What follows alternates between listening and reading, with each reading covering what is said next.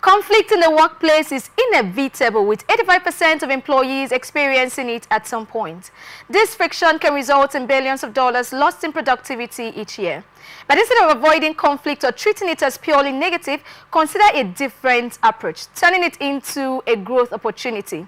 When handled well, disagreements can inspire innovation, strengthen teams, and propel projects project forward. So I want to know, how can we turn conflict in the workplace into growth? Kewa, you have the floor. And I went off. I didn't get you. The last question, please. Okay, the last question is, how can we turn conflict in workplace into growth? How can we make a positive outcome come out of workplace conflicts?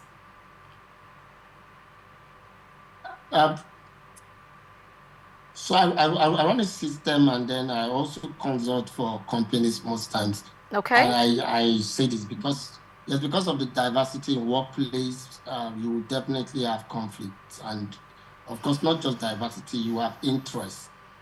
But knowing how to manage people, leadership has a very key role to play. Leadership has a very key role to play. Most times the conflict is because the leaders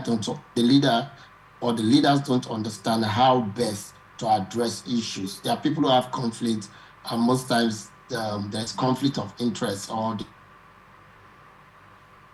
you redirect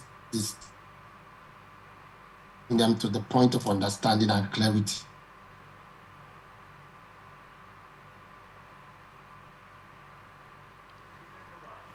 Okay, I think Keo is having issues with his network out there. So tell us, Mr. Benson, what do you think are the challenges, what are the reasons or the causes of conflicts in the workplace, and how can these issues be addressed? First and foremost, conflict in workplace is a good signal. Okay. If you work in a place where there is no conflict, there's a bigger problem for you.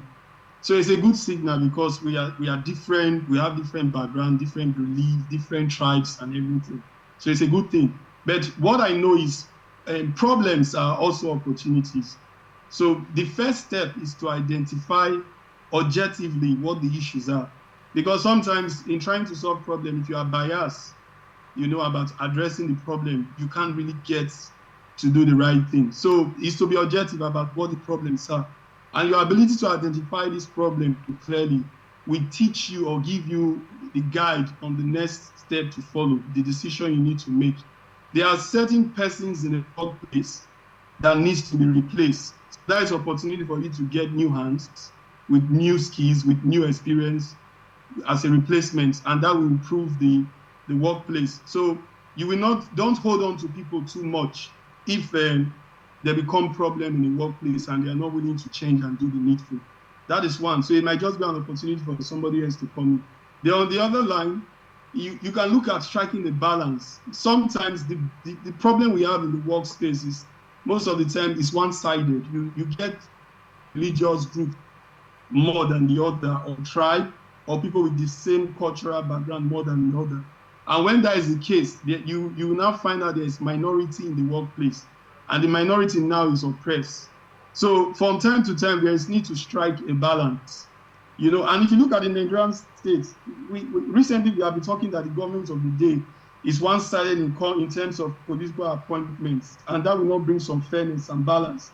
That is another workplace we are talking about altogether, though it's referring to the country at large, but it is a workplace. So you need to strike a balance, fairness in religion, background, fairness in culture, tribe, and other things, so that you don't have where you create minority in the workplace. Then another thing I look at is when there is conflict in the workplace, it's also a signal that there is a faulty team flow. And that is the need for the management to get the necessary training for their personnel. Because the training will make them refresh and equip them with the skills to deal with these issues. So you don't just see the conflict and you look at it from the surface. You can look at what is lacking and what needs to be done to address it. Training, in most cases, can help to, resolve most of that issues related to the conflict. So there are so many other things you can look at, but these are the basic things that you will notice that you come across in the workplace from time to time. And if you are fair, I keep saying this, you don't address issues without being fair. You must be objective. You must tell yourself the truth. And the management, most times, they must come to approach issues without bias or favor. Don't play godfatherism in the workplace, or I brought this person in, so you defend the person at all costs. And I think one of the things we need to encourage in the workplace is transparency in terms of merit.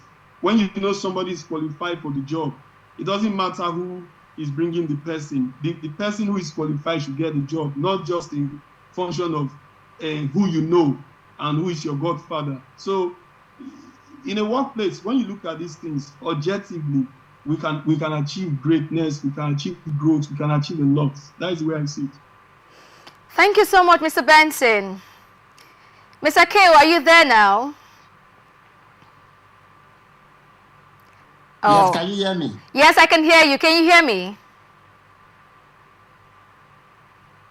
Yes, I can hear you. Okay. Just before we lost you said something about consulting for firms. So I want to ask, do you have a practical example of turning the workplace conflict into positive gains for an organization? Can you quickly share with us?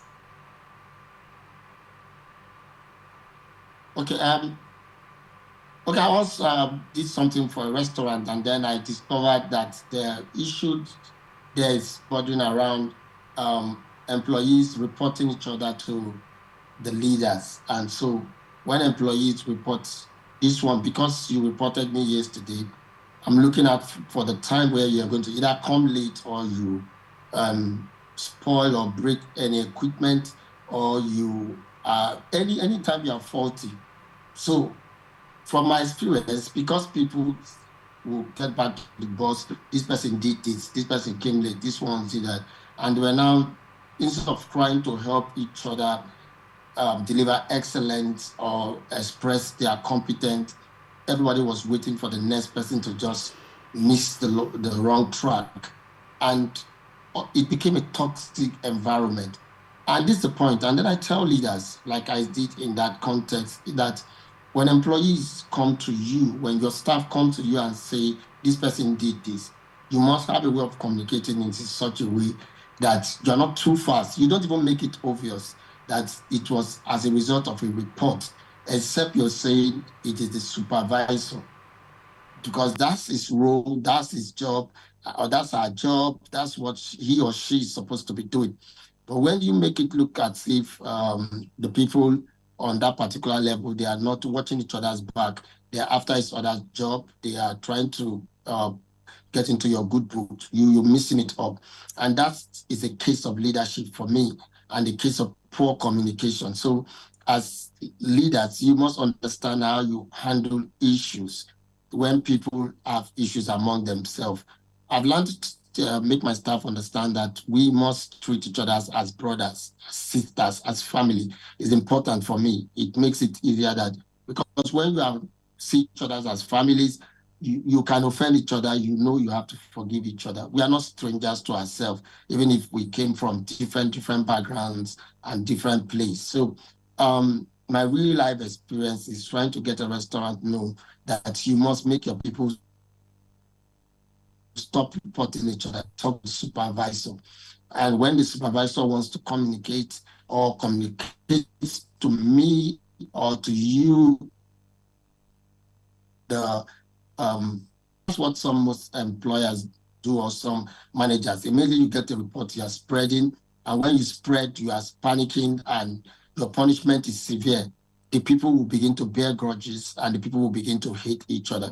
But when you get complaints and when you get punishment, when you get complaint and you want to dish out punishment, make it look as if nobody gave you a report.